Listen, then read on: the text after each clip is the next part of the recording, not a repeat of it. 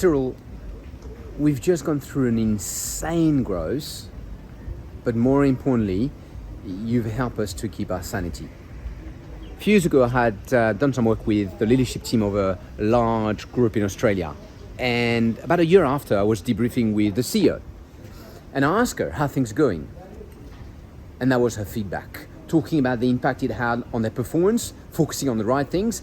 But the really important thing for her was the impact on the team feeling much more in control, less stress by changing their ways of working.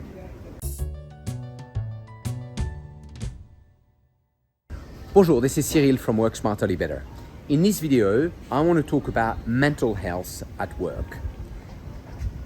Yesterday was the 10th of October, Mental Health Day. And this year, the World Health Organization have decided to focus on mental health at work. Now, there are many things that impact mental health at work, but if you look at the top 5, number 1, excessive workload.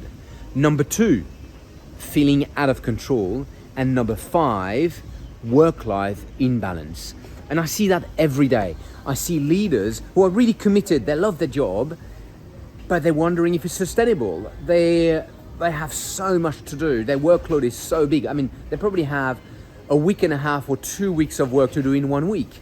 They are losing control. They get emails, they get meetings, it come from everywhere, it's non-stop.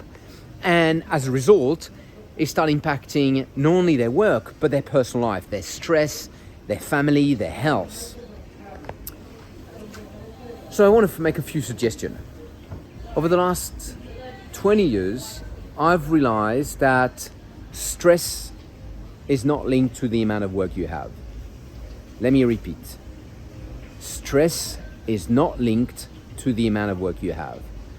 I have seen senior leaders, top executives with huge amount of work being in control, and far more junior people with far less amount of work being completely out of control.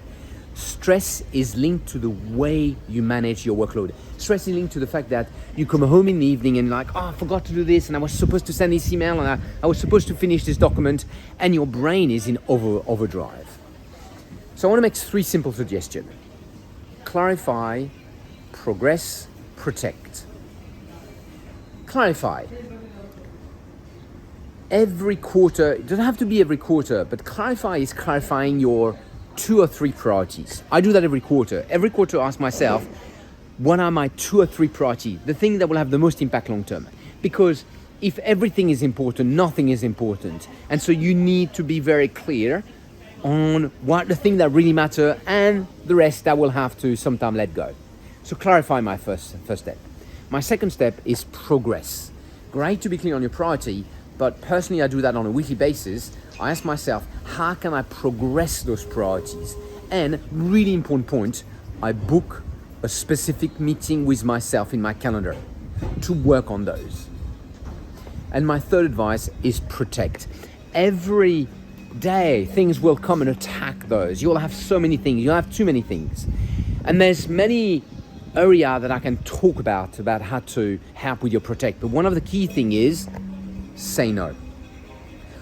I have worked for 20 years with many leaders, and I can tell you, even at the very high level leaders, people struggle to say no.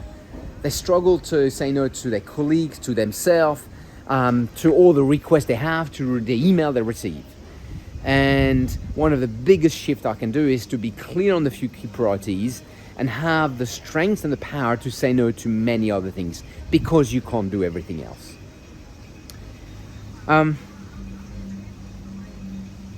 I have seen the impact of those 3 notions. And again, I'm doing that in a short video, in a short blog, but I could spend an hour, I could spend half a day on each of those, on clarify, on progress, on protect. I've seen the impact not only on performance, but on mental health when you start taking control of your workload.